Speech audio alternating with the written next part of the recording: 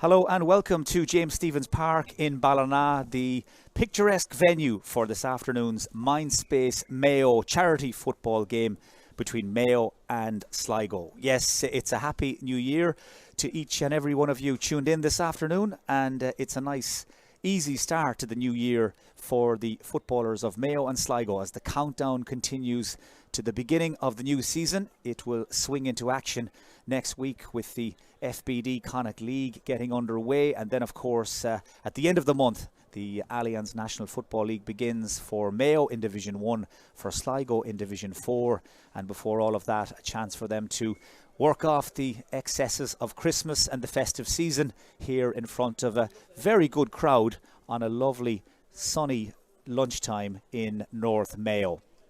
Let's take a quick check on the teams then as we have them, starting with Mayo, and this is the first selection that has been put out to play by the new Mayo manager Kevin McStay, and it features just 5 of the Mayo team that started their last competitive game just over 6 months ago, the All-Ireland quarter-final defeat to Kerry. It's a brand new goalkeeper, Colm Reap from the Knockmore club just over the road. He starts in goal. It's a full back line of Jack Coyne, Ballyhonus, David McBrien from Ballahadreen, and Sam Callanan from the home club here, Ballina Stephenites. The half back line features Stephen Cohen from Hollymount Carramore. Conor Loftus from Crossmalina is the Mayo captain this afternoon, and Donncha McHugh from Castlebar Mitchells completes the half back line. Matthew Ruan of Brafey and Diarmuid O'Connor of Ballintubber are partnered in midfield. It's a half-forward line of Jack Carney, Kilmina, Bob Toohey from Castlebar Mitchells, and Jordan Flynn from Crossmalina, with a full forward line of Conor McStay from Ballina Stephenites, James Carr of Arda, and Ryan O'Donoghue from Belmullet. That is the Mayo team selected by Kevin McStay and his selectors Stephen Rochford, Donny Buckley, Damien Mulligan and Liam McHale. Turning then to Sligo, and Tony McEntee has made quite a few changes to the team that was listed in the match programme which we were handed on our way into James Stephens Park. But all in all, he's ended up with 11 of the team that featured against Cavan in the Tailteann Cup semi-final last June. They either started or came on. Aidan Devaney is the very experienced goalkeeper. The defence features 5 of last summer's championship team. Paul McNamara wearing 19 and Evan Lyons wearing 17 are in the full back line.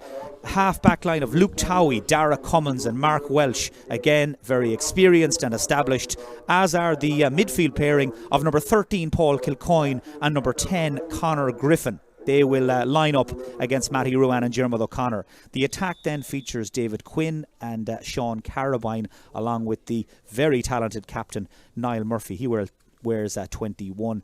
And keep an eye out as well for number 24, Gerard O'Kelly Lynch, who has returned from the hurling squad. We'll pause now for a moment's silence.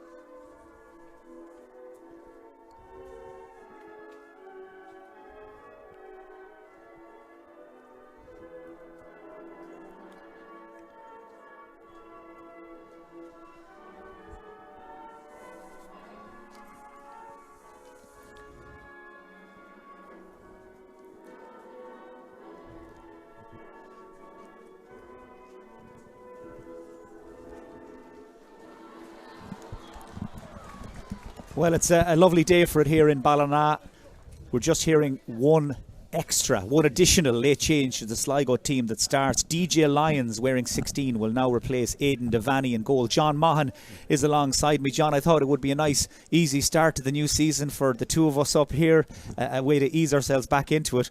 But Tony McEntee has made our life a whole lot more difficult in the last 10 or 15 minutes. Yes, I mean, I don't know what the purpose in providing a team for a sheet here this afternoon, because it bears no resemblance to the team that's starting for Sligo. But nonetheless, it was a great atmosphere, beautiful day for a football match. And I know, having been involved down through the years with challenge games when I was involved with Mayo, they were always keenly contested, and let's hope we have that here this afternoon. But some interesting selections on the Mayo team for sure. I'm fascinated to see Conor Loftus starting off at the number 6 position. It'd be great to see him maybe embellish his reputation with a good performance in a defensive role, and very interested to see how Dave McBride slots in at number 3. We certainly need somebody to fill that slot for us. But on the other hand, it might be the last chance to loan for some players. There's others that are just been hanging on the periphery of the squad over the last couple of years. I just hope for their sake that they play quite well here. I think, without mentioning them by name, but there's certainly the perception out there is there are 3 or 4 that this might be the last opportunity for them. Well, I really, really hope it's not going to be one of those days, but I just see Aidan Devaney trotting down into the goal away to our left-hand side, so he does start. It's not 16. We got fake news, as it were, as Matty Ruan comes charging down the field and after 10 seconds kicks the very first score for Mayo of 2023. The former all-star midfielder from Brafey looked very impressive there as he drove down the right wing, and he's kicked Mayo out in front. Yeah, a very, very sweet score. I noticed that Bob Toohey, actually, who was selected here on the programme at centre half forward, he is more and more of an out-and-out midfielder, and it was him that won the throw-in and slipped the ball to Matthew Ruan. He kicked a very sweet point off his right peg. A very bright start for Mayo. Well, of course, this game being played for a really, really good cause. It's to raise some funds and raise awareness of the work being done by Mindspace Mayo to promote positive mental health for teenagers and young adults. We'll talk about that, I'm sure, a little bit more as the afternoon goes on. But for now, this Mindspace Mayo charity football game is just taking shape, as it were, and there is an attempt at a pass that will remind you it is the 2nd of January. Yeah, certainly out over the sideline. It wasn't a very, I don't know what he was doing, but a little bit of pressure being exerted by Bob Toohey from Castlebar Mitchells on the kicker on that occasion. Diarmuid O'Connor on the ball now, one of that handful of players I mentioned earlier who started against Kerry in the All-Ireland quarter-final way back on the last weekend in June. That was the last time Mayo had a game. A lot of water under the bridge since then, as out comes the target man in the Mayo full forward line, James Carr, to get his hands on the ball. Now Donnacha McHugh, and here's Jordan Flynn. Loves to get a snapshot, usually very accurate, and he picks up where he left off in season 2022. That's a terrific score from Jordan Flynn, and Mayo double their lead. Yeah, arguably the most improved footballer last year, certainly from a Mayo perspective. He came on a ton, big unit, landing out here in an unusual position at wing half forward, but that's a very, very sweet score off his right peg. Well, Mayo have been training hard over the last 4 weeks or so down at the Connacht Centre of Excellence in Bacon. They've done a lot of tough grunt work, and today a chance for them to get out and play ahead of that Allianz Division 1 League match against Galway in Castlebar at the end of the month. Flynn involved again, and Diarmuid O'Connor. Sligo being kept pinned in. That's a lovely ball to pick out Conor McStay, and the local boy, nephew of the manager Kevin McStay, kicks his first score of the year, and Mayo ease into a 3-point lead after less than 3 minutes. They're playing very smart football, very elusive inside. Conor McStay, we've watched him in the club championship. He's a very tricky customer, making those east-west runs, and found a little bit of space here and clipped over a lovely score off his right foot. That's a very bright start for Mayo. Sligo yet to get out of their own half and put any pressure on the Mayo defence, and that's not going to change now either. Conor Loftus broke that ball down, picked up by his Crossmalina teammate Jordan Flynn. He picked up a bang for his troubles, and the referee Liam Devaney from the Ballina Stephenites club here, he's a regular now on the national referees panel, blows his whistle and awards a free to Mayo. Ryan O'Donoghue, great to see him back in a Mayo jersey again. Missed the last 3 championship games, picked out James Carr, and that from a Mayo perspective is lovely to watch, but if you're a Sligo fan, too easy. That's way too easy. Like, I mean, their man marking of the Sligo defence is all over the place. Like, they're not putting a hand on the Mayo attacker there, and it's just too easy. Like, I mean, you know, that's the brightest start I've seen from a Mayo team in quite a while. But all forwards just getting on the ball. They're hungry. There's a great appetite for it, and Sligo certainly appear to be in disarray. Well, just to underline that point now, Aidan Devaney has taken far too long over that kick out for Liam Devaney's liking. I get the feeling Liam Devaney is reffing this like he would any competitive senior inter-county game. He is trying to get his practice in, of course, ahead of the start of the league as well, and just ran out of patience there with Aidan Devaney, and that allows Mayo to keep the pressure on and keep Sligo hemmed in. Ruan, support from Carney. This is Loftus who comes flying through the gap. Conor Loftus though just didn't get enough connection on it, and Aidan Devaney picks it up again, and the ball is now in the hands of Conor Griffin. Numbers in terms of positions mean very, very little from a Sligo point of view. They are literally all over the shop, and you can take that as read because they've lost the ball again on the way out here, and Conor McStay wins it back for Mayo. Jordan Flynn.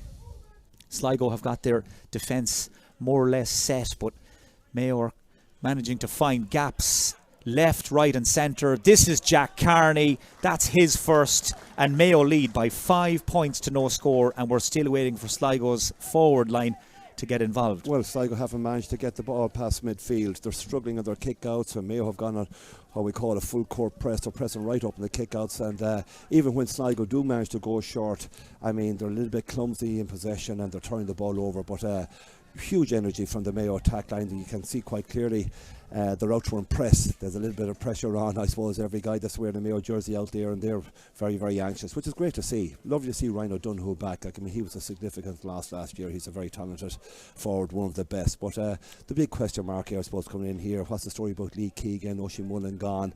But we certainly haven't seen any test whatsoever in these opening stages on our defence. But certainly a bright start from our forward line and midfield. Playing really well. We're only 6 minutes in, but it is a very handy bank holiday Monday so far for the Mayo backs, that's for sure. They haven't, as John said there, they haven't had to work up a sweat just yet. In case you've just joined us, you're watching the Mindspace Mayo charity football game, coming to you live from James Stephens Park in Ballina, and Mayo cruising 5 points to no score ahead, 5 points from play. And right now the gulf between a Division 1 league team and a Division 4 league team, very, very obvious. But that's better from the Sligo defender. Paul McNamara managed to get himself out in front of a couple of Mayo forwards, and Aidan Devaney will move the ball on quickly out as far as number 22, Luke Nicholson. Just under a little bit of pressure from James Carr and Jack Carney.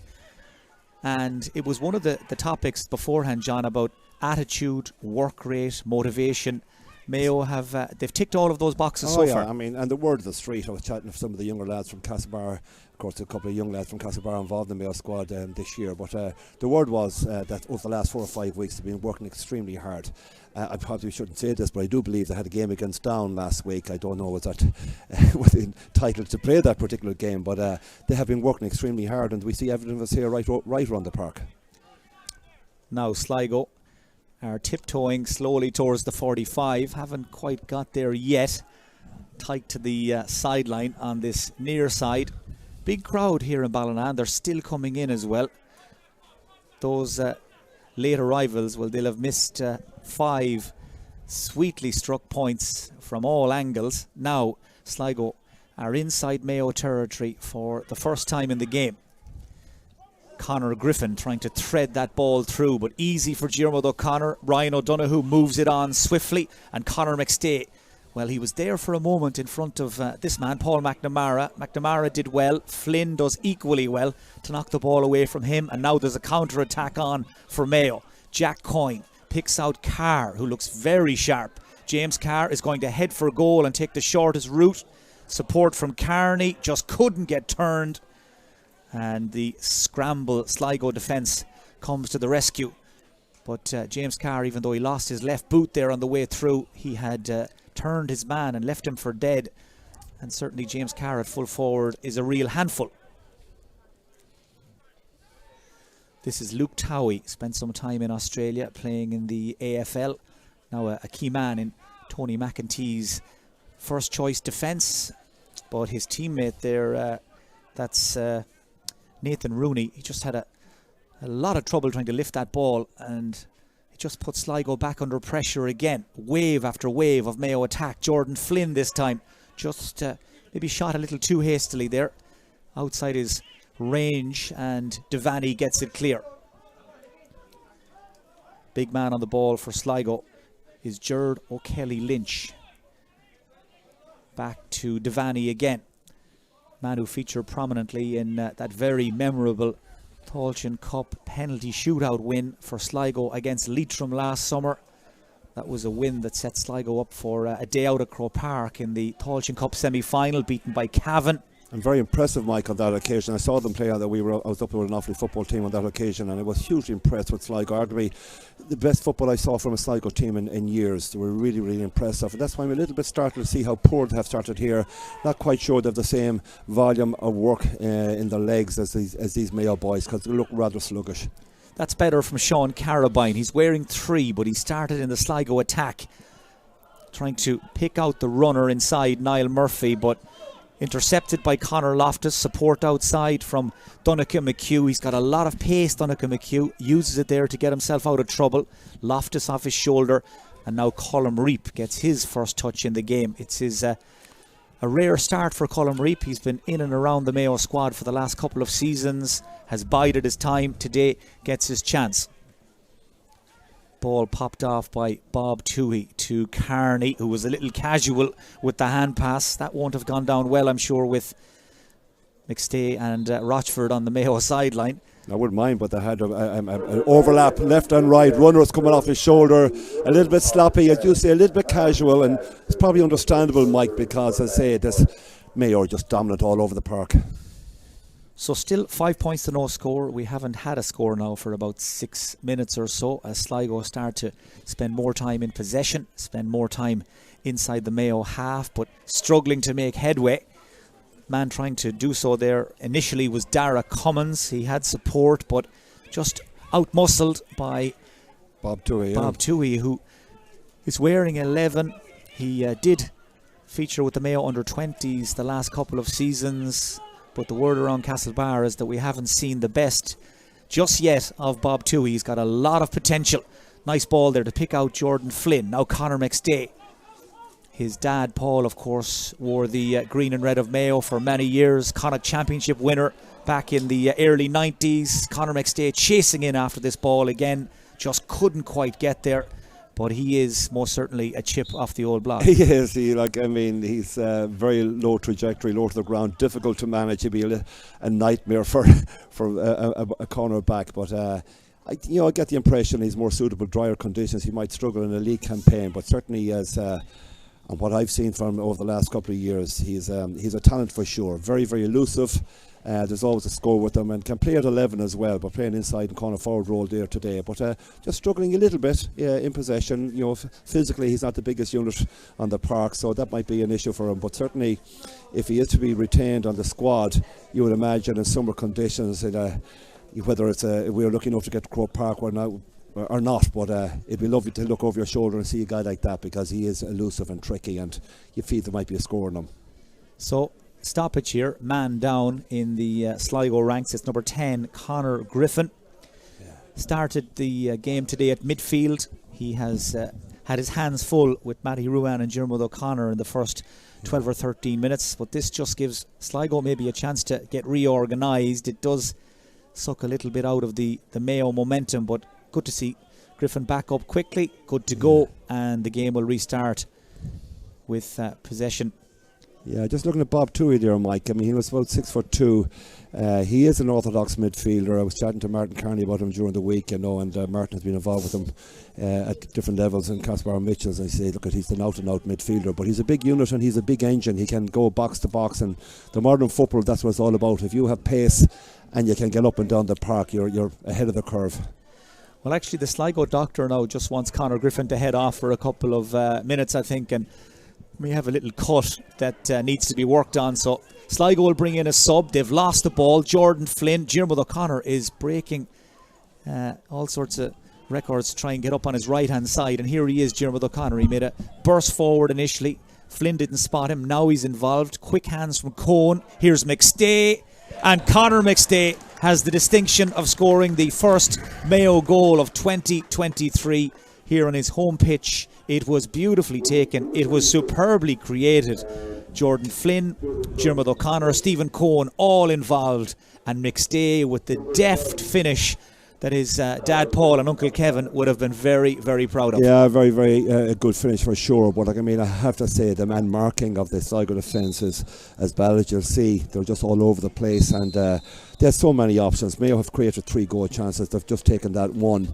They certainly had a couple of others, James Carr I think it was, and certainly one other. But just a completely dominant display, and I just hope that Sligo managed to pick up their performance a little bit, because otherwise there'll be a lot of sorrowful looking faces around us here, Mike. Yeah, nice crowd down from Sligo actually for the game. They're as starved for football action as everybody else. They'll begin their Division 4 league campaign at home to Laois at the end of the month. Sligo looking to get up and out of Division 4 after a few years of failed attempts. Number 14, the man on the ball here, is a temporary sub. That's Cian Lally, who's come in to replace the injured Conor Griffin. We'll just keep an eye on that and see if Conor rejoins the fray, as Sean Carabine from Castle Connor gets on the ball. Man trying to hold him up there is Sam Callanan. Carabine cuts in, back towards Lally again. He's got Donncha McHugh for company, as Sligo just try to hold possession, stitch together some semblance of a move, and after 15 and a half minutes try to put their first score on the board. Man trying to break the line here was Luke Towie, and he was just being held back, but every time he gets on the ball, John, it's easy to see how the Australian rule scouts picked him out. Towie, he's got that dynamic line breaking ability. He just pulls the choke, and he's got that little bit of pace to take the man on. But that's the only option he had there, because there's very little movement on the inside forward line. They're finding it very difficult. A tight man marking full back line for me, I have to say. But that's Sam Callanan, a Leaving Cert student from Castlebar Mitchells, arguably one of the best young cornerbacks I have seen in the last while. But he's a superb prospect, and if you're looking for someone to replace Oisin Mullen in time, I think he's your man. Well, the record books will show David Quinn was the man who kicked Sligo's first score of the new year. It comes in the 16th minute here in Ballina, and it leaves it the scoreboard reading 1-5 to Mayo, 1 point to Sligo, and Mayo back into their stride again very quickly as Conor Loftus sprays it across the field and picks out Donncha McHugh, who switches wings just to keep Sligo guessing. Now Matty Ruan head up immediately, and Stephen Cohen, who's just drifted across to the left-hand side in a swap with McHugh.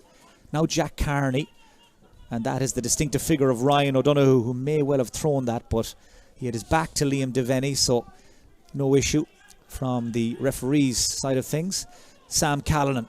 Class ball. In fact, that was Jack Coyne, credit where it's due. Coyne to Carr, Carr to Toohey, and Bob Toohey strokes that high, left-footed, and away to the right and wide. But we saw Jack Coyne, and we were impressed with Jack Coyne, John, during the Ballyhonus's run to the intermediate title, and he just looks tailor-made for that cornerback spot. Class ball, head-up football. Popped a lovely ball into James Carr there from about 35 metres out, but he was hugely impressive, Mike, for Ballyhonus. Really, really top-class performer. Has that bit of pace as well. Tight man marking a corner back, but really, really impressive. But I like the fact that he just lifted his head there and popped a lovely ball into James Carr. Unfortunately, it just ended with I think maybe first wide. Yeah, possibly nitpicking a little, but just looking at the stats here, Mayo just the one score now in the last 13 minutes. That was the goal from Conor McStay. So I'd imagine the management will be getting that message in loud and clear. They will want to get that scoreboard moving again. Just keep the pressure on, keep the squeeze on. Sam Callanan there in winning a dirty ball, and Mayo winning a free as well. Callanan and Coyne pushing up the field noticeably every chance they get, and that leaves David McBrien back to mind the house. And this is interesting. Mayo have a free 35 metres out, and they've called on the goalkeeper, Colm Reap, to come up to kick it. Stop, Mike. I think this is terrible in a challenge game. Look, that's something he can be practicing back in Bacon or Mitchell's, wherever they're training. But I'd rather see them be a little bit more adventurous, try and pop a ball into the full forward line there and try and create a score from open play. But no, I wouldn't be a fan of this now, to be quite honest, particularly in a challenge game. Well, he pots long-range frees and 45s regularly for Knockmore. Very short run-up. He's got a nice strike, but that one pushed across the face of goal and wide. And as we always say, John, when they go over, it looks great, and when they don't, but even you can hear the murmur in the crowd. Yeah, but even had it gone over, Mike, big deal. I mean, I'd rather see them try and just be, as I said, a little bit more adventurous and try and pop a ball into a full forward line and maybe try and create a score from open play. Well, speaking of adventurous, here is Colm Reap, who stayed out at midfield for the kick out. Now there's nobody at home in the Mayo goal, and Reap is on his bike.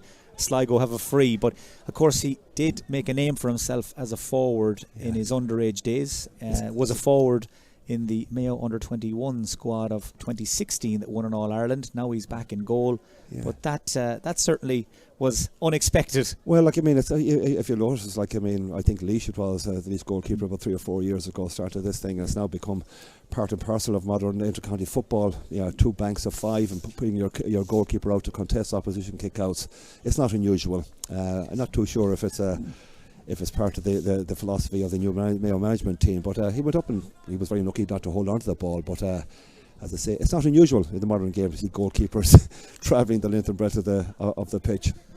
Yeah, he missed the free, then he started to jog back, and then almost without thinking, he just parked himself in midfield, and right now he's back in the goal again. Play stopped, obviously. Another injury to a Sligo player. We're 20 minutes in. If you're Kevin McStay or you're part of the management team, the Mayo management team, John, what have you learned from the first 20 minutes? Well, I think very often games of this nature create confusion, Mike, because I have to say the opposition here at Sligo today have been very, very poor. They'll be really, really disappointed and concerned, I would imagine, albeit it's very early in the new year. But they've only a couple of weeks to address this, and Sligo have been bursting a gut to try and get out of Division 4 for the last couple of seasons. They've been unlucky in a number of those years, but it's just the whole thing has gone a little bit flat. There's no real cohesion to the performance. Mayo started very brightly in the first 5 or 6 minutes, but since then, like, I mean, I'm looking at Ryan there out in front of us. Ryan, I don't know who that is. He's a little bit flat. You can see he's not. You would expect that coming back after a long layoff and injury. He's not bubbling here this afternoon. But a lot of Mayo players are just. They're just going through the motions, you would feel. So we'd be lucky if Kevin McStay comes away with chalking down anything really positive from today's performance, unless it improves, unless the opposition really step up to the plate and maybe, really take the challenge to Mayo. And I can't see that happening. Well, one thing that has caught my eye in the last 10 minutes or so is that the Sligo manager, Tony McEntee, is positioned more or less at right half back in the Sligo defence a lot of the time. He's in on the field trying to get instructions into his players and talk them through almost phases of play, but to no avail. They're 7 points down. They're really struggling to get to the pitch of the game as James Carr treats us to a little back heel, a flick from Ruan. That will tell you you're watching a challenge game, that's for sure. Nice ball taken by O'Connor. O'Donoghue, low ground shot blocked well by the Sligo defender Luke Nicholson. But the back heel and the chip flick, you don't see that every day either when you're watching Mayo. Well, I've been watching Jim with O'Connor. He was lurking down the right hand side and cheated into that full forward position and got a fantastic won the ball brilliantly well and popped it off to Ryan O'Donoghue. That's a fine score from off the post, is it? Yeah, Niall Murphy unlucky there. Very clips unlucky. The post, and Mayo tidy it up. But that was a really classy move. Great ball in by Jordan into Jermith, and he flicked it back to Ryan O'Donoghue, and ordinarily that would be in the back of the net if Ryan was a little bit sharper, but great move. Well, Jermith O'Connor certainly looks up for this and looks like he's enjoying himself. On the ball again, gives it to Ruan. Maybe they will turn out to be Mayo's first choice midfield partnership this spring. Conor Loftus getting a run out today at 6. Another jersey you'd imagine that's up for grabs with Oisin Mullen in Australia, and Lee Keegan's future still up in the air as out to slide in to try and win that ball went David McBrien. Well, he was a long way from home, the Ballahadreen full-back. It's the first time he's got forward. And big strong unit, Mike. I'm just looking at him there now and observing. He's a big lad. unfortunately, we're not going to learn a whole lot about him there today, but when you talk about positions that needs to be filled, we definitely need a full back, somebody that can command that position and with a bit of pace and power, and he seems to tick the box now. Unfortunately, we won't learn a whole lot today. Some target practice for Ryan O'Donoghue. That's his first point, and that's Mayo's first point, would you believe, in almost 19 minutes. They went quite a while without giving the umpires down there a bit of work to do, but it leaves it 1-6 to a point.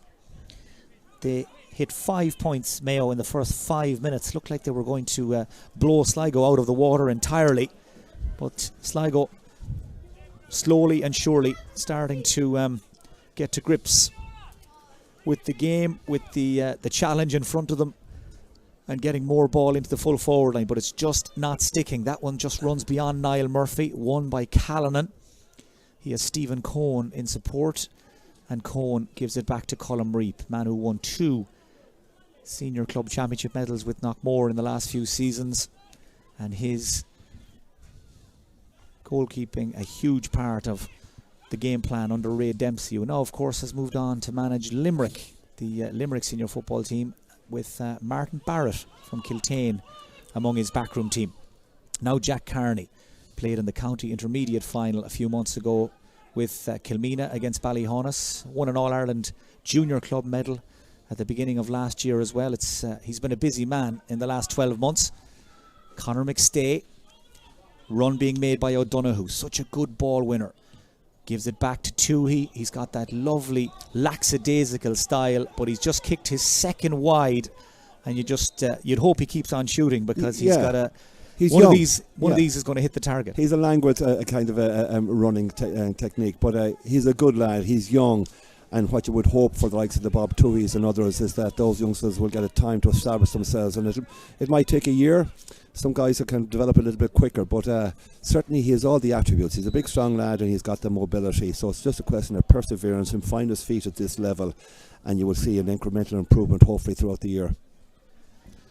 Free to Sligo, just looking at the Mayo attack in front of us, John, at the moment. So James Carr and Ryan O'Donoghue staying inside the 20-metre line. You've got Conor McStay then playing out on the edge of the arc, and everybody else withdrawn. That's the modern game, unfortunately. That's what we call a spinal attack. They're just in a line, a straight line in front of goal. But it's often important to have somebody anchored at 11. Bob Toohey isn't playing orthodox 11. He's up and down the field. But certainly they're displaying lots of...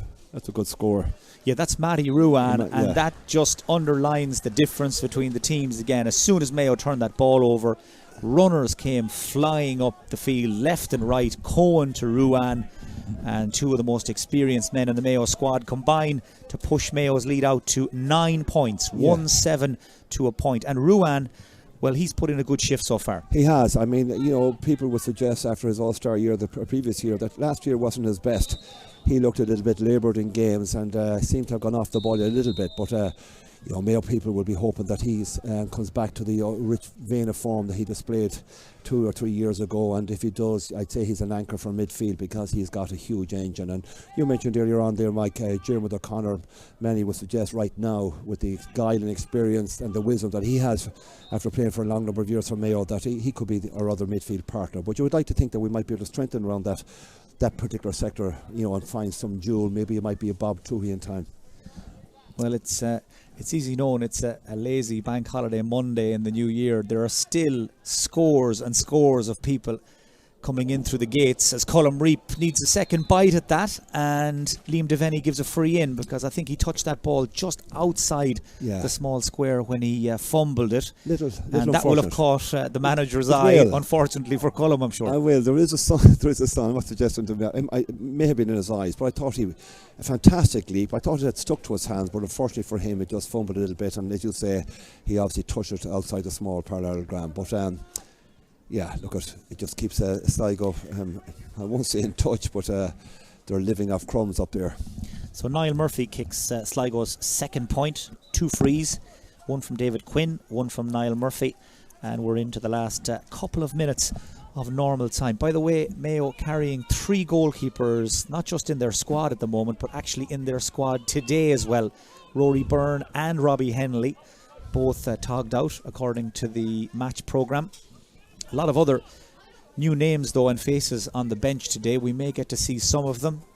Alfie Morrison from Louisburgh, Fenton Kelly from Davits, Kieran Boland from Ballina Stephenites, Jack Fallon from Mayo Gales, and Aaron MacDonald from Ballinrobe, all among the Mayo subs today that I'm sure we will see plenty of before too long. Yeah, I think it's an opportunity on a day like today just to have a look at those lads. Like, I mean, it'd be a shame to, bringing fellas to Ballina and not give them some game time. And then, look, it's a balance. You don't want to upset the rhythm and the cohesion of the team to a very large extent. And how long do you put them in for and that kind of stuff. So, yeah, it can be difficult enough. But you would hope that we would see a few more. Conor Loftus gets forward again. 1-2 with Ryan O'Donoghue. Conor did well to pick that up from his bootlaces. A couple of Sligo boys hovering in around him, and he's won a free.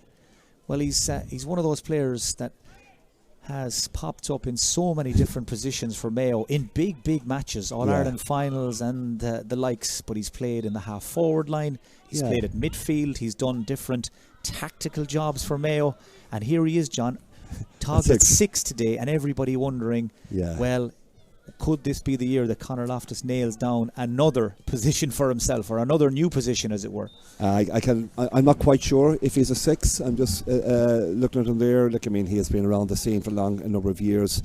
Got lots of opportunities. Really hasn't sparkled like the form we saw as a minor and under 21. He was superb. I thought one of the best foot passers I had seen at that age, and he just really hasn't flourished since, which is unfortunate for Mayo and for Conor, but not quite sure if he'll be centre half back of this Mayo team. Ryan O'Donoghue has potted the free. That's his second. Mayo now with 1-6 from play, as Conor McStay, the goal scorer, jinks through, makes an angle, and that is a trademark effort from a man who kicked so many of those points during the club championship for the Stephenites. He has certainly caught the eye in the first half. That's now 1-2 for him, all from play. Yeah, I mean, he's, as I say, he's very, very busy. He's getting on a sight of ball there. He's involved in lots of things, a lot of the positive stuff. Like, I mean, when you look at the full forward line, he's arguably the pick of them, and you have guys with experience of James Carr and Ryan O'Donoghue, but Conor McStay has been the best in that particular line in this opening half. He's been superb. A goal and 2 was a great return, and certainly is enhancing his reputation somewhat. So we're into stoppage time at the end of the first half here at James Stephens Park in Ballina. Conditions as good as you could expect at this time of year. There's a really big crowd in, but unfortunately Sligo just not able to live with Mayo for the majority of the first half. Scoreline speaks for itself, and is one of the reasons I think why we do expect Mayo to roll in some new faces, make some changes at the break. They will be in action, Mayo, on the 13th of January in the FBD Connacht League. They'll meet the winners of the game between Galway and Leitrim in the Air Dome down in Bacon at the home of Connacht GAA. And then, of course, just 2 weeks later, the National Football League begins with a home match against Galway and Castlebar. Ryan O'Donoghue looks up. He has so many options. He's going to try and play the crossfield pass. David McBrien had ran forward. Conor Loftus got there first. Loftus just coughs it up though under pressure in the tackle, and it's taken away by Dara Cummins, wearing 7 but playing at centre back for Sligo. Outnumbered 4-1. Really had no chance, Dara Cummins, of breaking those tackles.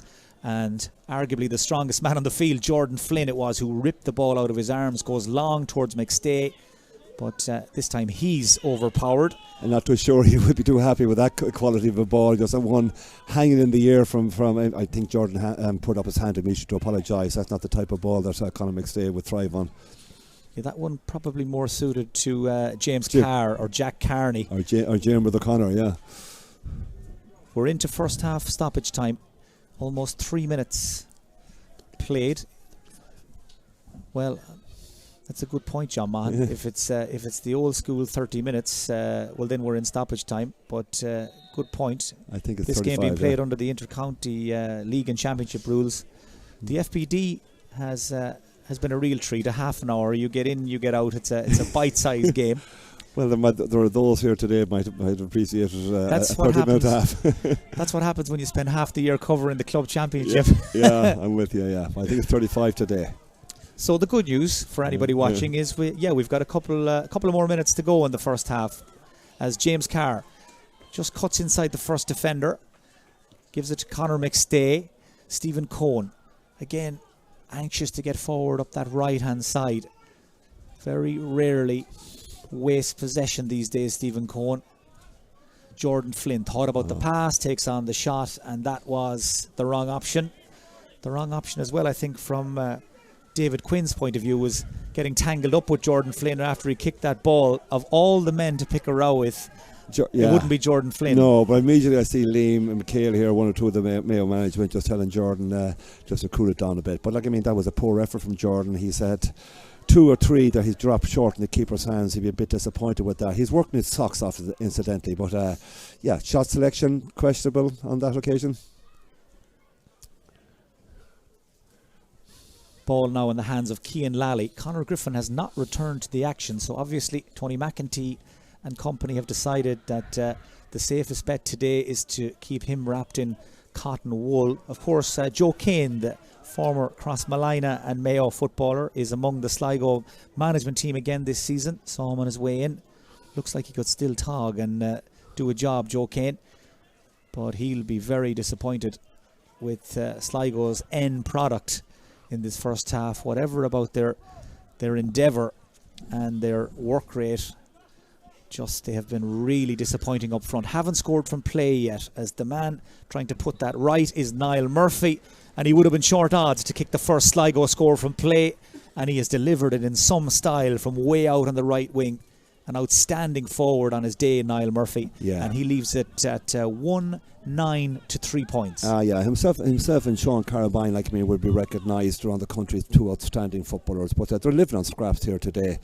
But when they do get a chance, Niall Murphy just proved the quality. That was a sweet point from the right corner of his right foot, and he squeezes over the bar. But that was an impressive score. But those guys, they have talent, but just they're not playing with any great cohesion here today. They look like they're a little bit out of sorts. They certainly haven't got the same work done as the Mayo boys. You can see that's very, very evident. There's greater energy in the Mayo performance right around the park. They're full of running, and it's perpetual motion from every Mayo footballer. By contrast, Sligo appear to be stuck to the ground, Mike. Well, the clock is now in the red, officially, at the end of the first half, as Mayo continue to make some headway. Carney to Conor McStay, looking for his third point, just off target. The diving block, their attempted block of the Sligo defender, didn't help things. But you can hear the crowd here, the big Ballina crowd, disappointed for him that he didn't score. There were, I have to say he's probably arguably the most impressive performer on the pitch here in that opening half, a goal and 2 points. But it's just more than that. It's his industry around the park, his non-stop movement. He's a team player. He's looking to get others involved. He's not selfish in any way. He's been very, very impressive, and a little bit unfortunate with that. He just drifted, tailed off at the last second.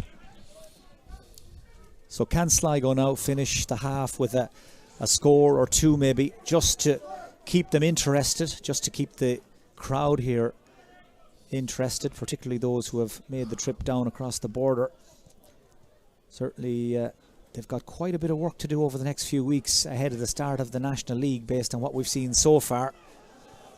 They have found the step up in class very, very difficult to deal with so far. Luke Towie, first instinct there was to back himself and go, and after a slight sidestep, now Sligo moving forward. They're struggling though, they've taken about 9 passes to get the ball out of their half-back line there. They really are struggling, and a lot of them find themselves in possession. They're just their skill set just isn't as good. You mentioned it earlier, Mike, the step up in class from Division 1 to 4 is very, very evident here this afternoon. Yeah, worth remembering, they did start this game with 11 of the players that featured in the Tailteann Cup semi-final last June, so it's far from a second string outfit. But there goes the half-time whistle. Liam Devaney blows for half-time. 3 minutes of stoppage time played, and Mayo lead 1-9 to 3. And you just wonder what the respective team talks will sound like, John. From a Sligo point of view, what can they take, what can they maybe do differently in the second half to try and make this a worthwhile exercise? I think they're struggling in possession. I think what they've got to do is try and move the ball on a bit quicker. They have a couple of able forwards. Niall Murphy, you mentioned Sean Carabine. If you get any bit of quality ball into them, but it's too slow. It's very, very pedestrian. The half-back line are really struggling to break the gain line and get out with the ball. But just generally speaking, it's a workout for Sligo to improve their fitness, because I think they're a little bit out of sorts in that regard. But if you contrast it with Mayo, who are just full of energy all over the place, and you just look at the forward line that I were closer to here in the first half. But it's perpetual motion from every one of them. As I say, Conor McStay has arguably been the most impressive. Midfield is dominant for Mayo as well. Dermot and Matthew Rowan have put in a serious shift there. Unfortunately, we haven't learned anything about the Mayo defence, other than they look very, very tidy.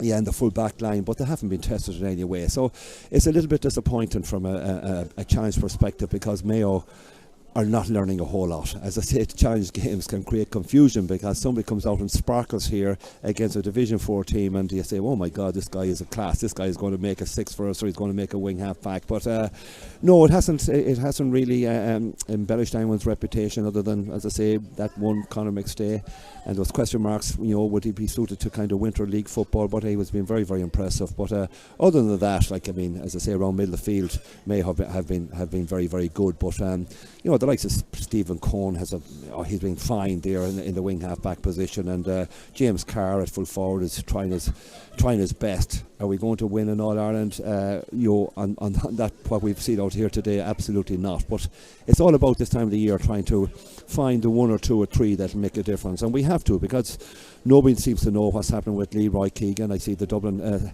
supporters page were wishing him well in his retirement, and I haven't heard an official announcement that he's gone. So there's an element of confusion about Lee, and obviously O'Shane is definitely gone. So there's two.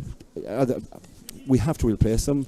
Are we going to replace them with something that's on a par with their ability and the class that those guys have? Absolutely not. So, it's a big test for Mayo this year. And as I say, you'd be just hoping in games like today that you might find out a little bit more about a few fellas.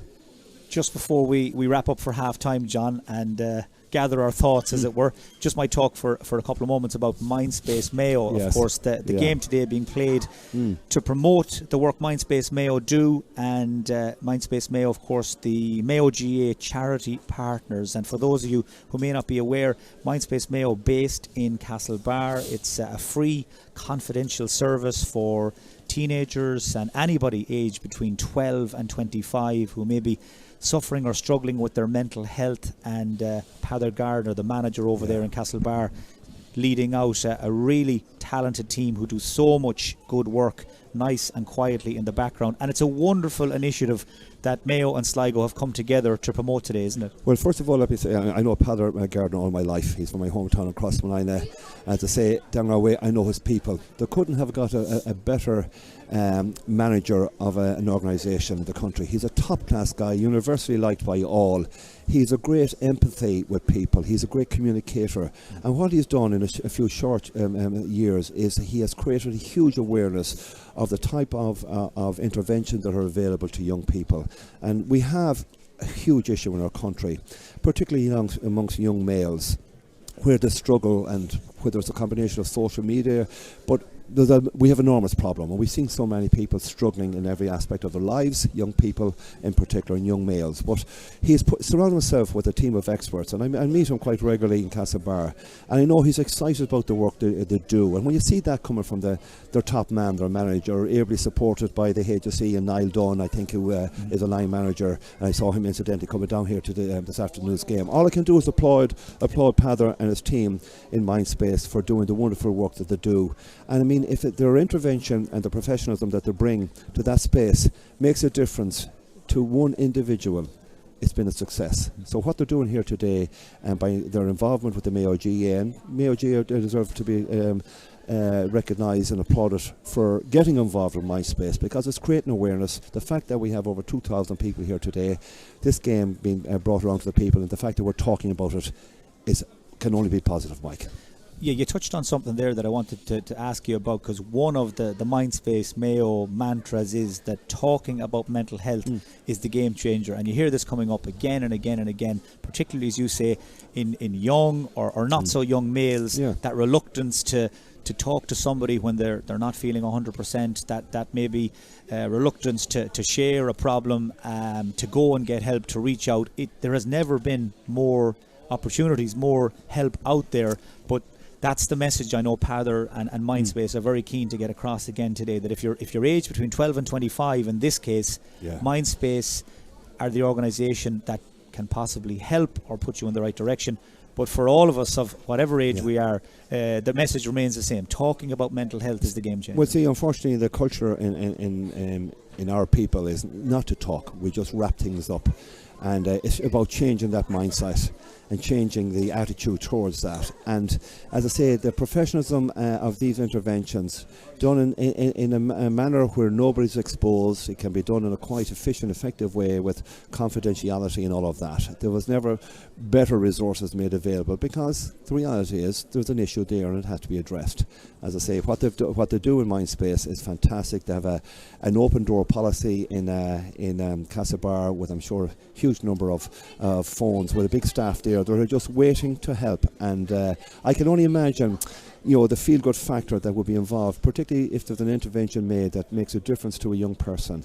The feel-good factor for everybody, and I know several that have struggled, and you see them getting well and getting better and getting healthy through that a healthy mind by talking. Isn't it fantastic? And the fact that we're talking about here today is a good thing, Mike, and let's hope to have many more good years working in that space, and they are making a difference for sure. Yes, so there's never been more ways to check out the work that Mindspace Mayo do. You can find them on any of the social media platforms. Check out their website, Mindspace Mayo, and John mentioned Niall Dunn as well, and the Mayo Mental Health Association doing a huge amount of good work in this area, also working very closely with Mindspace, and a wonderful initiative here in Ballina today to promote that particular organisation, and the huge crowd that has turned out today, well, that will certainly help as well. So just maybe then to wrap up for the minute on the half-time scoreline, plenty to mull over, plenty to ponder, particularly if you're either in the Sligo dressing room or maybe wearing your Sligo colours. I see the former Sligo footballer Con O'Mara down here in front of us, may be required to do a shift in the second half as we look out on the field of Pádraig O'Hora, who's wearing a space boot and obviously will play no part today, and I'm sure would only love to be in the thick of it. But that's it from us for the moment. We'll be back very, very shortly with the second half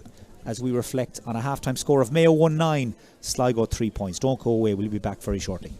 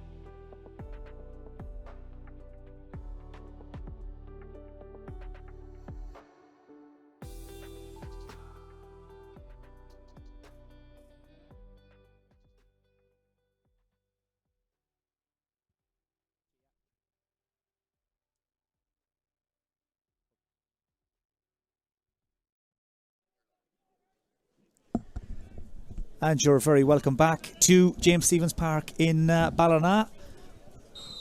Two teams back out fairly quickly actually, ready to go. And the second half of the Mindspace Mayo Charity Challenge is off and running. Mayo will play from left to right.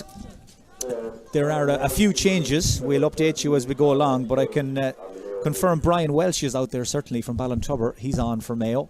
Just looking around the field, doesn't look to be he's the only one, I think. Any other new faces. In fact, I see number 18, Enda Hessian, is out there as well, as back in the game. Ryan. Well, Mayo have topped up their lead, their advantage, and that's Ryan O'Donoghue, who of course missed the games against Monaghan, Kildare and Kerry in the championship last season with that injury, but did manage to recover in time to feature for Belmullet in the club championship, and by the looks of things is raring to go and ready for action. That's his third point and his first from play. 110 to 3 points. I think that was a mark actually, Mike. He won a mark from the throw in. So 110 to 3, and Enda Hessian and Brian Welsh are the first two Mayo subs in. No major surprise, John, to see those guys featuring prominently. No, it's important. That you don't empty the bench entirely and make a raft of changes. And I think the two that they've made, understandable, and we probably will see a few more.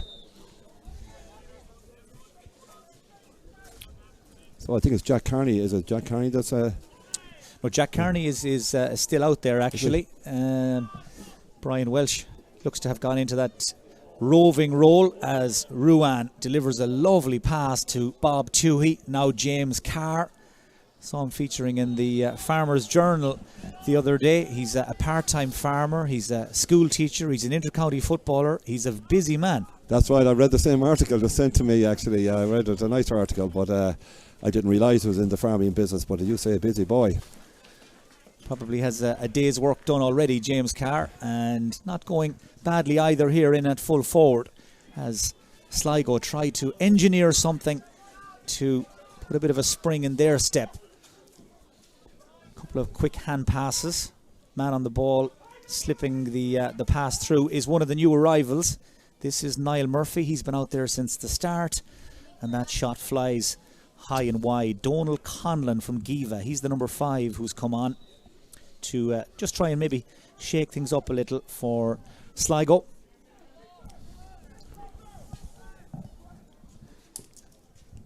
Colm Reap looking for Ruan. So strong in the air, hangs on, wins the mark and sets Brian Welsh away. He had a horrible 2022 with injury. Brian Welsh, every time it looked like he was back and fit, he broke down again, so he'll be hoping to get a run of games. That's a lovely strike from Jack Carney, beautifully done. He makes it look so easy, Jack Carney, and he just pushes the Mayo lead out now to 11 points. Poor kick out from Adrian Devaney with the restart, kicks it right down the throat of Stephen Cohen, who thankfully from a Sligo point of view has given it away again.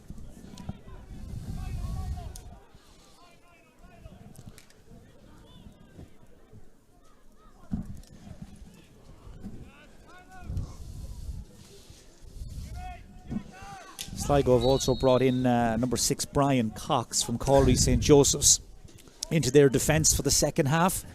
To the other replacement, that's Conlon. Dara Cummins looking to thread this through. Luke Towie.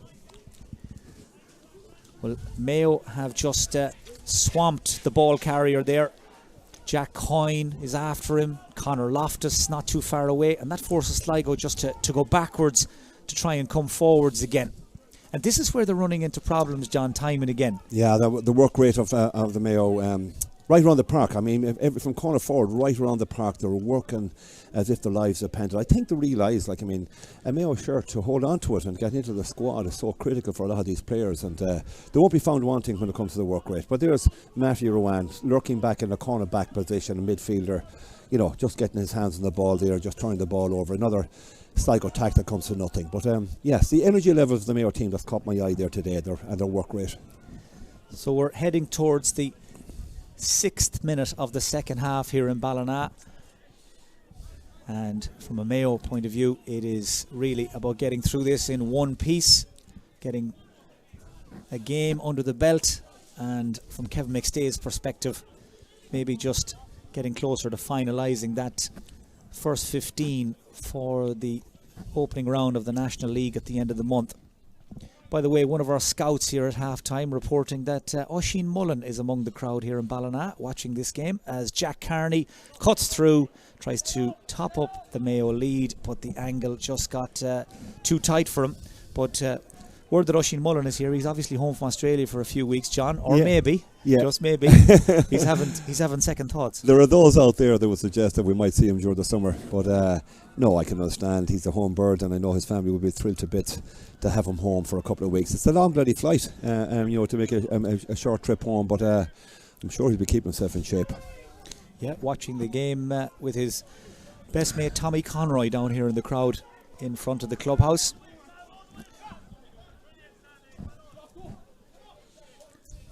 Niall Murphy, what a great servant of Sligo football he's been. Sligo, by the way, it won't be long in coming, the championship this year. They're actually out on the weekend of April 8th or 9th over in London in the first round of the Connacht Championship. They won't get anything handy over there, Mike. No, that's a tricky one, and you'd have to say they've got a lot of improving to do, Sligo, over the next 3 months, give or take, before they face into London. They'll also cross paths before then in the National League in Division 4. That will be the shadow boxing, the dress rehearsal. Mayo, of course, well, they have business to attend to on that weekend as well. Mayo out in the Connacht Championship on Sunday the 9th of April against Roscommon in Castlebar. And right now, John, on the 2nd of January, the New Year's Eve festivities still fresh in our minds. Hard to believe, 3 months only until the championship begins under the new format. Yeah, a lot of people wouldn't agree with this split season. It's having your All-Ireland final done and dusted in July just goes against the grain. I can understand from a club perspective that they have to be afforded their opportunity, but the reality is, a lot of club footballers now are just travelling to North America, to Canada, heading away for a number of months. But for me, it isn't working. I don't like it. The only thing is with the new format this year, I think every team is more or less guaranteed 3 championship games. That's a positive. So we will have a feast of football, but it'll come in a very condensed period. But it's hard to believe that it's only a couple of short months away. We'll never find. So Michael Kilkenny on the PA there, just confirming Enda Hession has replaced Donncha McHugh in the Mayo defence. That's one of the changes Kevin McStay made at the break. Stephen Cohen out there? Oh, he is.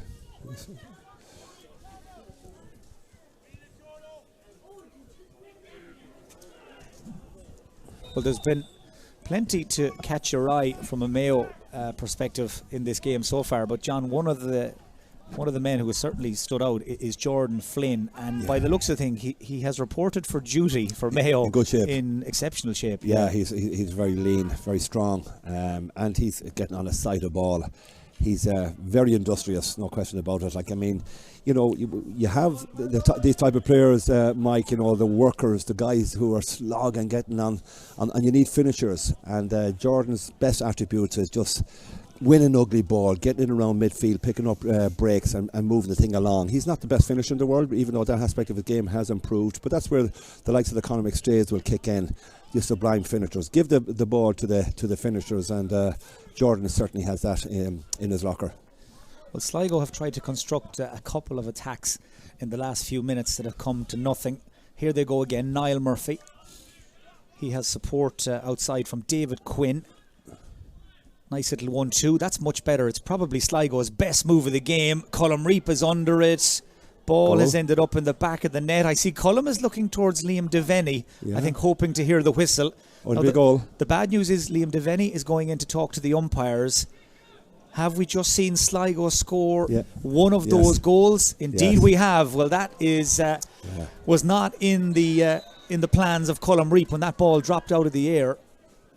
He'll be disappointed. He'll be very disappointed with that.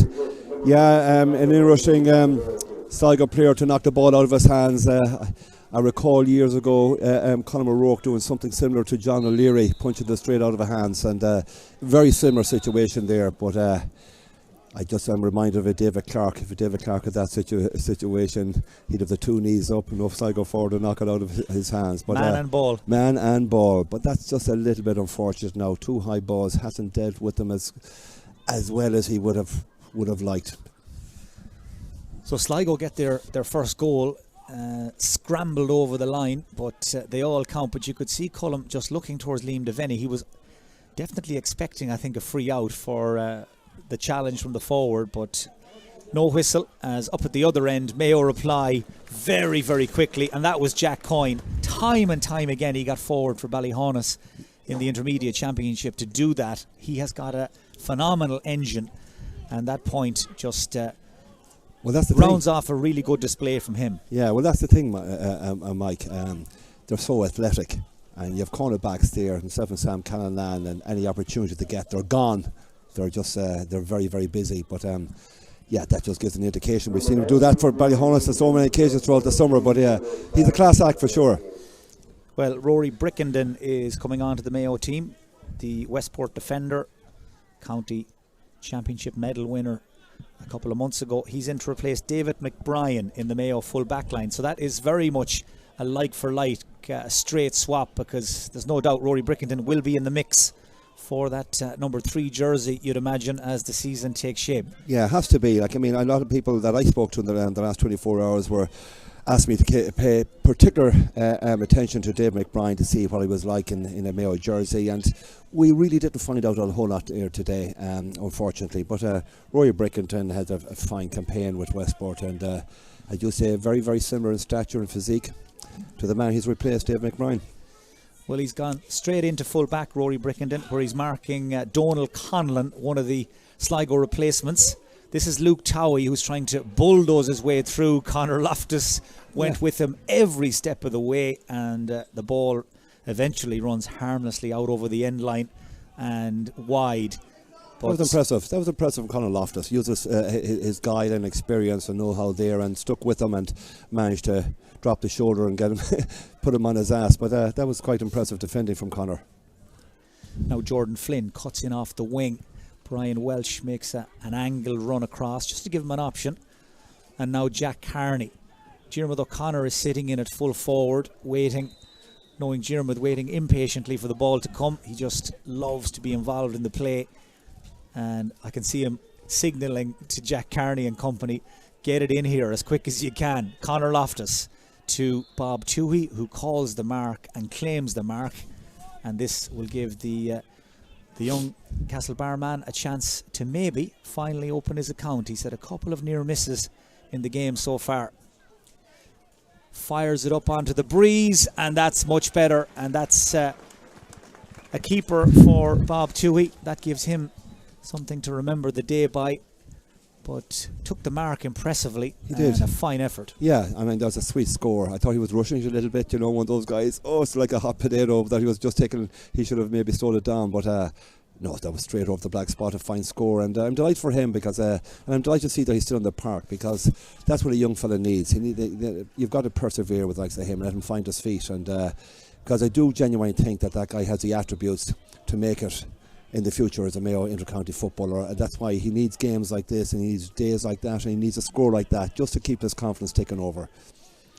So 1:13 plays 1-3 in the Mindspace Mayo Charity Challenge here in Ballina, and really from the opening minutes of this game Mayo have been in control, and they have dominated and dictated 5 points in the first 5 minutes. One of them kicked by this man, James Carr, and he's just helped himself to another. And I think I said it a little earlier about Jack Carney, but he just looks to make it so easy, James Carr, when he's given time and space. 2-footed, great balance, and that was a lovely score. That's top class, yeah. James, has worked his socks off there, as you say, one in the first half, another one here in the second half, but you're just waiting. There's so much talent in that guy. And I've seen this even playing with Arda years ago. A big, strong, athletic guy, but he's just a little something missing in him because he has lots of skill.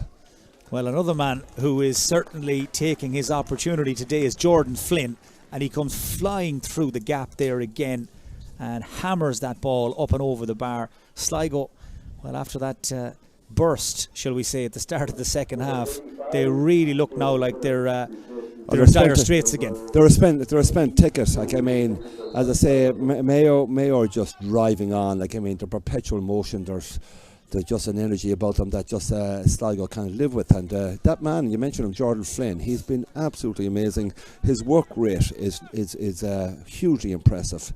He certainly has caught the eye here in the second half. But yeah, he's just his work rate, and as you say, he's come back in great physical shape.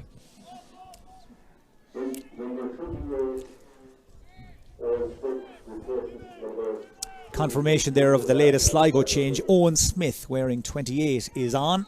He'll get his chance to impress Tony McEntee, Joe Kane, Noel Maguire, Paul Durkin and Colm McFadden. Of course, mention of Durkin and McFadden, two big hitters joining the Sligo backroom team from Donegal this year. Yeah. I mean, obviously, I think, that performance in Croke Park would have given them great hope and maybe an anticipation of what might happen in 2023, and maybe a big drive for promotion out of Division 4, because certainly that performance in Croke Park, as I mentioned so many times, they certainly seemed to have all the attributes, and they were really, really impressive. And I felt by the addition of those two boys that it's going to be now or never. They have invested, as I say, heavily in the backroom team, but you just get the impression it's players they need more so. But yeah, look, there's a wake-up call for them. This might just really, really rattle them, and they'll get a realisation they've got a serious amount of work to do, and get their athleticism and their work rate and that aspect of their preparation has got to improve.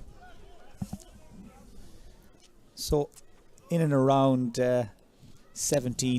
18 minutes to go here in the second half. We're hitting the three-quarter mark shortly in this Senior Football Challenge. And Mayo sitting very comfortably on a 12-point lead as Cian Lally tries to make something happen for Sligo. Nice ball to pick out Sean Carabine. Jack Coyne given something to think about. Carabine takes him on the inside. Coyne got the block, and Sean Carabine, I think his jersey was being tugged by Jack Coyne. Liam Devaney played the advantage. None coming, so he'll bring it back again. But Sean Carabine very quick off the mark. He's a very talented footballer. Arguably their best, Sean Carabine. He's a top class performer, and I tell you, when he wants that, the minute he got that ball in his hands, he just swiveled and took on Jack Coyne there, and Jack struggled with him. He just gave him a little tug of the jersey and gave him an easy tap over free, but Jack just physically a little bit slight, and he was telling in that example there. So a change on the Mayo team. Jack Fallon from Mayo Gales is on. Jordan Flynn is the player who's been replaced. And a second change, number 17, Joe Toohey, brother of Bob, is on. And Conor Loftus is the player who's been replaced. So now, at this stage, the change is being made. I see 21 delivering that pass. Paul Towie, he slipped in as well, almost unnoticed. Picked out Jack Carney.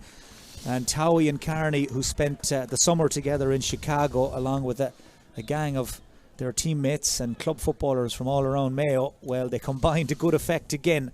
That one was made in Chicago and finished here in Ballina. Yeah, it certainly was. But again, he got an acre of a space. But I thought he might be able to call him Mark. I don't know if it was outside the 45 or not. But he trusted himself, backed himself to kick a sweet point off his right foot. Fine point. Yeah, Jack Carney, well, he couldn't be doing much more to put his hand up for a jersey again in the FBD League at the very least, if not the National League. I see Sligo drafting in Mark McGowan into their backline. It's almost like a basketball match now at this stage, John. The subs are rolling in, and here's another one. That looks like Aaron McDonald from Ballinrobe, and indeed it is. So Aaron McDonald, Mayo under 20 a few years ago, also spent time in the squad under James Horan at one stage. He's on to replace Diarmuid O'Connor as Sligo put another score back through Sean Carabine. Yeah, I mean, yeah, as I say, Sean is the one bright spark for the himself and Niall Murphy are really, really impressive for Sligo. I've seen Sean Carabine for years, and he's a handful for any defender. Very, very good, talented footballer. Well, right now Sean Carabine is being marked by Rory Brickenden. I think Kevin McStay is going to give Rory Brickenden a chance maybe to show what he can do on Sligo's danger man. Well, that's what you need. Just as I say, unfortunately he hasn't learned a huge amount about anybody other than like the Jordan Flynn, who's returned in great shape. He's kicked, I think, was it 2 fine points, I think it was, or 3. Jordan, he certainly has embellished his reputation. Jack Harney's another who worked very industrious, and Conor McStay in the first half. But other than that, he wouldn't have learned a whole lot. So more shooting practice for Sean Carabine, and another score for Sean Carabine as Mayo bring in another sub. That's Fenton Kelly from Davids, who's come in to join the action. He is very, very highly regarded, I can tell you, around Ballandine and Irish Town. Has played underage football for Mayo and is a very stylish footballer. Just looking out on the field there, John, looks like a young man who's not long out of minor, but he is a little bit older than that. Not a whole pile, but his best days are ahead of him. And that's the encouraging thing, to see the amount of young fellas that are in the squad. They're getting their opportunity. Unfortunately, in a very condensed season, you just wonder, will they have sufficient time to really show their worth? But Sligo are hanging in there now, kicking a few scores, much better in the second half, I have to say. And I suppose that's a combination of the fact that Mayo have introduced a raft of changes, and it's just become a little bit disjointed and fragmented from a Mayo perspective. But it's just it's quite ordinary now at the moment, Mike. Yeah, that was a nice effort from Niall Murphy. He's playing inside now in that Sligo full forward line with Sean Carabine, and it looks a lot more dangerous than maybe it did for the majority of the first half, as Sam Callanan gets forward. We haven't seen Sam in the opposition half too often. Loves to get up the field and get involved, and he's just won a free in for Mayo as well. He broke into the squad, of course, and into the team this time last year. James Horan giving him his National League debut, and did feature on and off. Picked up a hamstring injury then with the Mayo under-20s that knocked him back a bit. But they are really excited about Sam Callanan down here in Ballina. I just watching him for Ballina Stephenites this year, Mike. I know he obviously he was on the squad last year, and people have rated him extremely highly. It's probably time for him now to step up and put his hand up. Another Mayo sub coming in, if he hasn't already. Alfie Morrison from Louisburg, one of the new players brought in by Kevin McStay and company in the last few months. Player who was very impressive in the club championship for Louisburg. Rarely seems to have a bad game, Alfie Morrison. Another player who's come through the under-20 ranks, as Fenton Kelly gets a chance to show us what he can do. Round the corner for Bob Toohey, who was just wrestled off the ball right in front of Liam Devaney. I have to say, Mark McGowan didn't make a whole pile of effort to conceal what he was doing there. And Bob Toohey will take the free in his own time. Yeah, that time Mayo turned them up. Sligo actually handed the ball back to them here around mid of the field, but Mayo had nobody in the inside forward line in that situation, so they had to slow it down. But they got numbers up so quickly.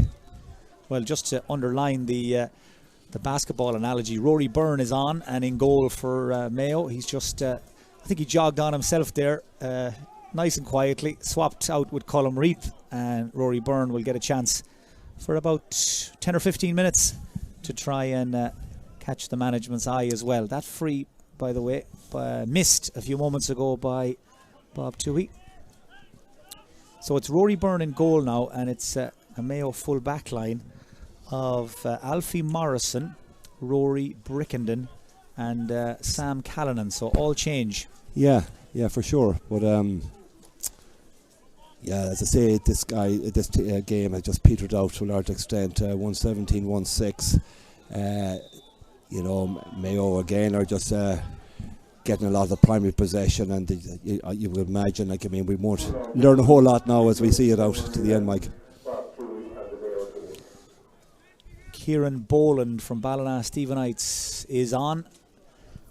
He was another player who regularly impressed as the Stephenites went to the county senior final last season.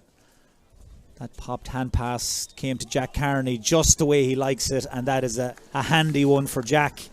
He is filling his boots now. 4 points from play, 3 in the second half.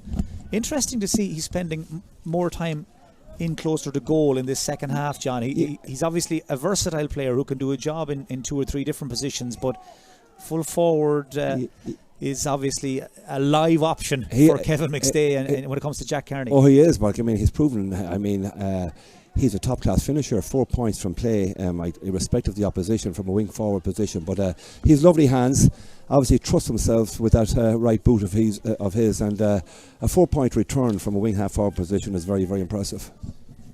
So that substitution has been made, by the way. Kieran Boland is in, as Sligo, well, just try to keep the show on the road, as it were. Jack Lavin on the ball there, one of the Sligo under-20s from last season. Connacht championship winning Sligo under-20s, of course. Stephen Cohen back to try and mind the house. Ball just spills loose. Carabine is on the scene again, but it just wouldn't stick for him, and Enda Hessian comes across to pick up that ball. He's had a quiet second half in the Hessian, considering he came on at half time. Very, very quiet. Yeah, it's very the guy that has so much pace. Like, I mean, we've seen him in Croke Park, and with those famous run up on wing half from a wing half back position against Dublin a couple of years ago. But he has buckets of pace. But no, he's had a quiet afternoon here. Well, Mayo at this stage have almost ran their entire bench. I'm just looking through. In fact, everybody that was togged and in a position to come on has come on, because we heard Robbie just before the start.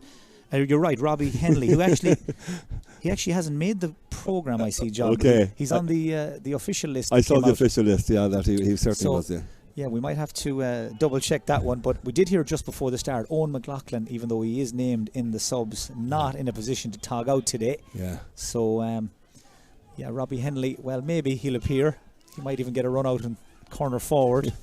Wouldn't be the first time. But, I notice here he hasn't quite made the match programme for some reason. He was on the email all right.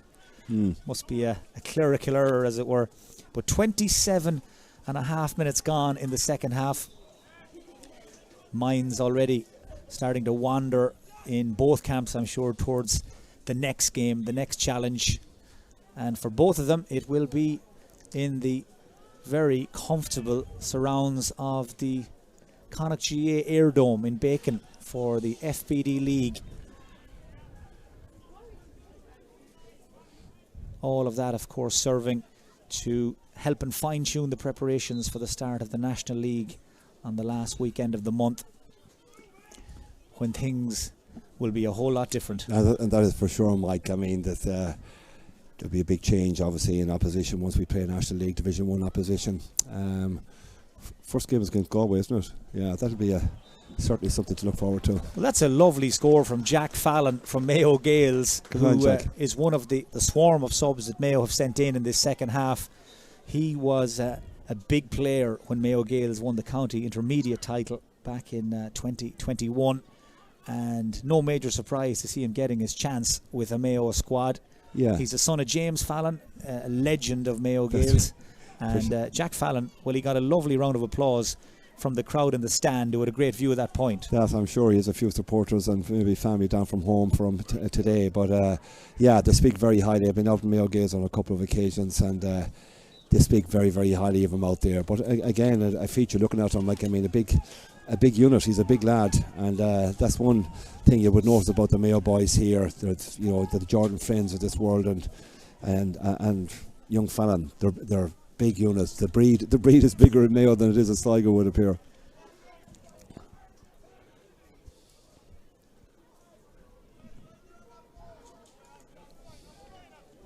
Paul Kilcoyne there getting on the ball for a moment. Now Jack Lavin, lovely stylish corner forward.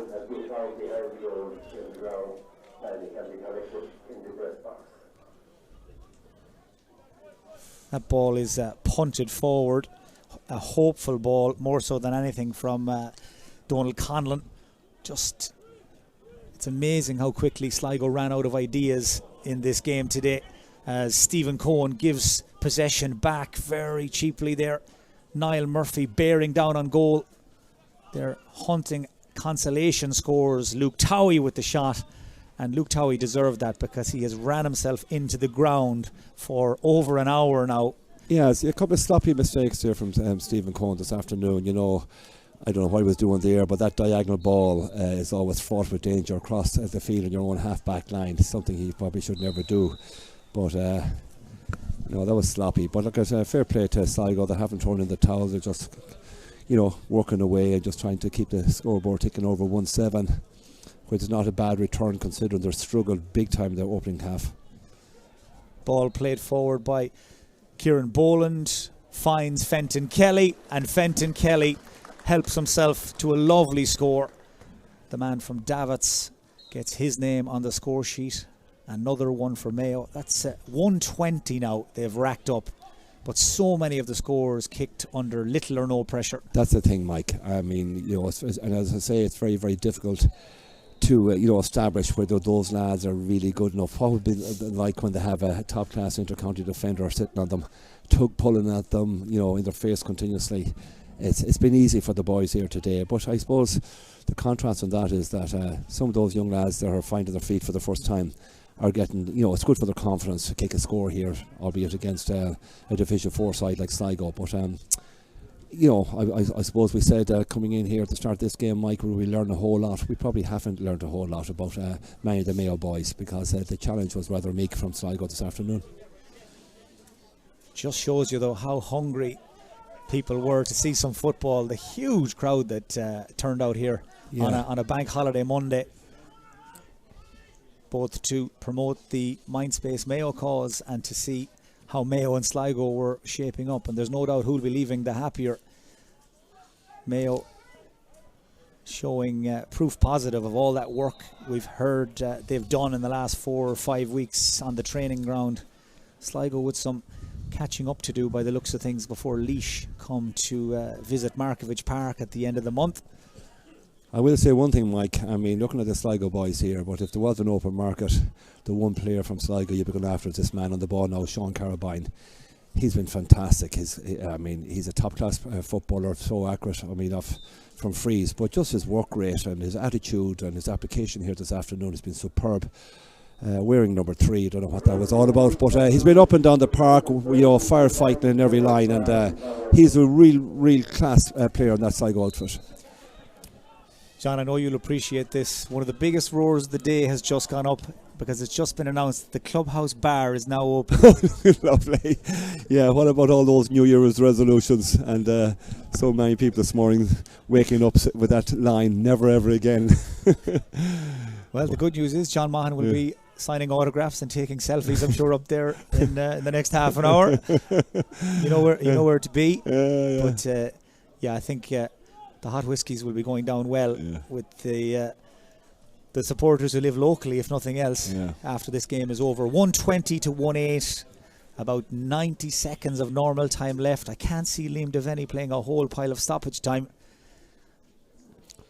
but it's certainly been a very comfortable first day out for Kevin McStay as the new Mayo manager. If only they were all like this, John. Oh yeah, unfortunately he will have days when it certainly won't be as comfortable, and that's the roller coaster, the emotional ride you get when you're standing on the sidelines with an intercounty team, because and the days when you go out really concerned and worried about an opposition, they're the days you might just, everything turns into glory and wonderful performances, and then there's games you expect to win and you don't, and the pressure that comes on from media and from supporters, that's the roller coaster ride of intercounty management.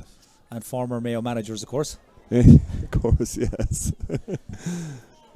John now firmly established as one of the most experienced pundits on the circuit. Oh, I'm not quite sure about that, Mike. And the irony of ironies, of course, Kevin McStay has left that arena and gone back onto the sideline again, so he knows all about it. He does for sure, yeah. But this is something that Kevin wanted. He had a desire. I know for years he was really disappointed a number of years ago when he wasn't appointed. He felt he had been appointed, went home on the basis that he was going to be appointed, and ended up being hugely disappointed. But this is something that he wanted to tick that box. It was a niche that he had, and here he is getting his opportunity with a huge backroom team. And I suppose, unfortunately for Mayo, a lot of this losing maybe O'Shea Mullen is a huge loss. Lee Keegan, uncertainty about him, but and quite a few players that might have seen their better days, and so there's an element of a transition taking place for sure. So it's a testing time. It'll be very interesting. People are suggesting maybe if we could annex a Connacht title in 2023, it would be a good retain our Division 1 status. But Mayo supporters are always hungry for that little bit more, Mike. And of course, with the new championship structure, a good league campaign is important. A good Connacht championship campaign even more important. Yeah. As the round robin stages come into play and seeding ahead of the All-Ireland quarter-finals, which will be coming much quicker than you might think. 13 weeks until Mayo play Roscommon in the Connacht Championship. It's as simple as that. As Fenton Kelly shoots possibly to try and get the last score of the game, because we are in injury time, but that has dropped away to the left and wide. John, I might get you to start drawing up your short list for man of the match. It's always something that people are keen to hear, but not an easy decision today, no. No, and we'll have to look to the forward line of Mayo, because I don't think there was any defender that really put his hand up and said, hey, watch me, I'm going to have a great league campaign for Mayo. But Matthew Rowan put in a big shift in the middle of the field, probably shaded ahead of Jim O'Connor in that department as regards his work rate. And but Jordan Flynn was superb, his industry and work rate. In the first half, Conor McStay, goal and 2 points. I said, this guy, if he maintains this in the second half, it'll be a very easy decision to be man of the match. But Jack Carney with 4 points can't be ignored. But I think the man that really caught the eye with his industry and his work rate and his application there today was Jordan Flynn. I think he was really, really excellent. You remarked, Mike, that he came back in great physical shape. You can see that, and he's obviously had a quiet Christmas, but I thought his industry and his work rate, albeit on a couple of occasions dropped the ball short. His shot selection wasn't what you might hope for an inter-county footballer, but other than that, he was quite superb. So Jordan Flynn is John's selection for man of the match from this Mindspace Mayo Charity Challenge. Certainly all the contenders were on the Mayo side wearing Mayo jerseys.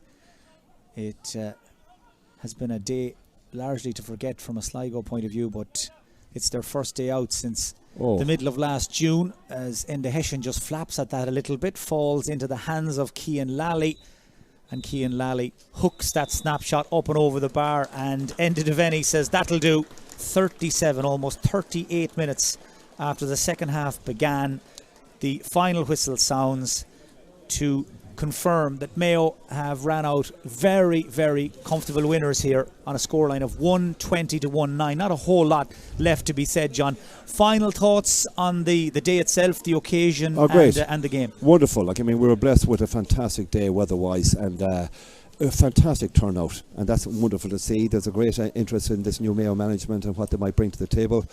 There's a great interest in the new players that come into the squad to see exactly what they're going to be like. But no, we didn't learn a whole lot about this squad other than the aforementioned Jordan Flynn. Conor McStay certainly will be retained based on his performance in that first half. He was very, very elusive, very quick. The goalkeeping position, I just feel a little bit sorry for Colm Reap.